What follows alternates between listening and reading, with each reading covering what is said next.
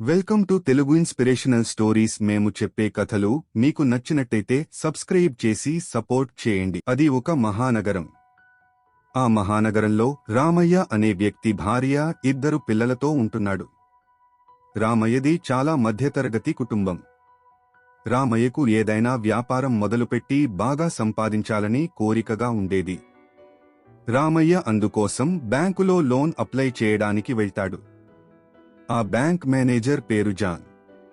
Ramayya జాన్తో, sir, నేను mini super market మొదలు పెట్టాలి అనుకుంటున్నాను, అందుకోసం నాకు లోన్ కావాలి, దయచేసి నాకు లోన్ ఇప్పించండి అని అడుగుతాడు. అందుకు జాన్, మీకు లోన్ కావాలంటే మాకు ఏదైనా తాకట్టు కావాలి, లేకపోతే ఇవ్వలేము అని అంటాడు. అందుకు రామయ్య, నా భార్య బంగారం తాకట్టు పెట్టుకోండి అని అంటాడు. అప్పుడు జాన్, ఎంత లోన్ కావాలి అంటారు. అందుకు రామయ్య 5 లక్షల దాకా కావాలి అంటాడు. అందుకు జాన్, మీ దగ్గర ఉన్న బంగారానికి అంత డబ్బు రాదు అని అంటాడు. కాని రామయ్య మళ్లీ వచ్చి లోన్ అడుగుతాడు.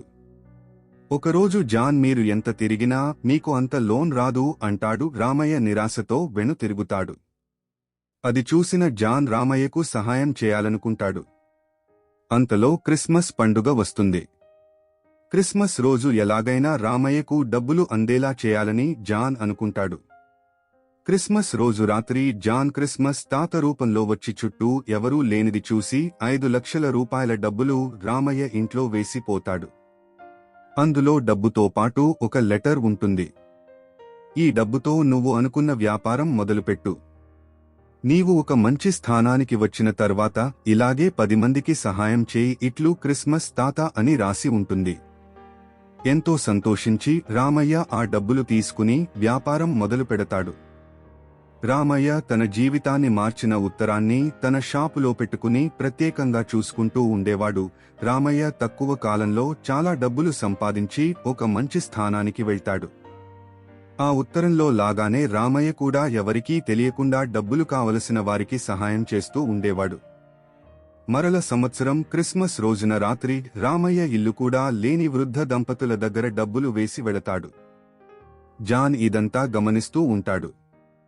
రామయ్య వెళ్లిన తరువాత జాన్ ఆ డబ్బు దగ్గరికి వెళ్లి చీటీ తెరచి చూస్తాడు. అందులో ఇలా ఉంటుంది: మీరు ఉండడానికి ఒక ఇల్లు కట్టుకోండి, హ్యాపీ క్రిస్మస్ అని ఉంటుంది. అది చూసిన జాన్కి చాలా సంతోషం వేస్తుంది. ఇది కదా అసలైన క్రిస్మస్ అంటే అని అనిపిస్తుంది.